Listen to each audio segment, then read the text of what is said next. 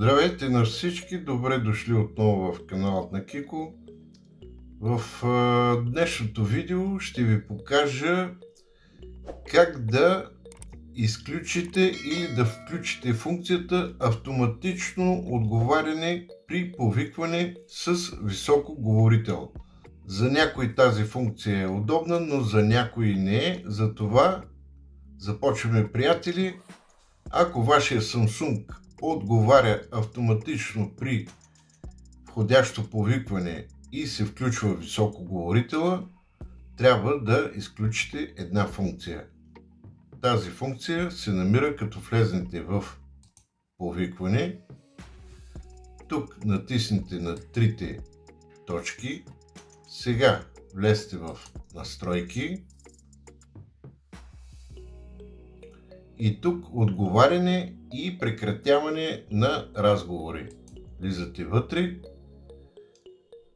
и тази функция ще се намира тук между прочитане имена на повикващи и автоматичен отговор.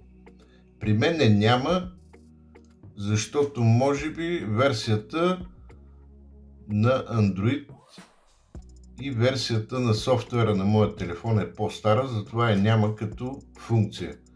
Но при по-новите телефони ще има. Просто искам да ви покажа къде се намира. Отговор чрез високоговорител. Ще пише тук и ще има отметка. И естествено, ако телефонът ви отговаря автоматично, това значи, че отметката е включена. И трябва само да я премахнете, да я изключите.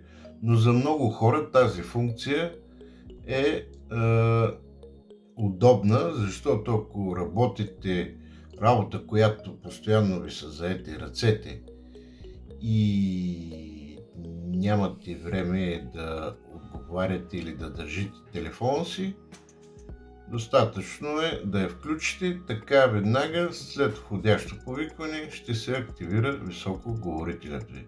Така че вие изберете функцията в кой вариант ще е по-удобна за вас.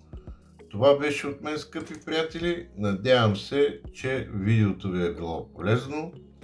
Ударете по един лайк, коментирайте. Не забравяйте да натиснете камбанката, за да може да не пропускате следващите интересни видеа, които предстоят. Чао, до нови срещи!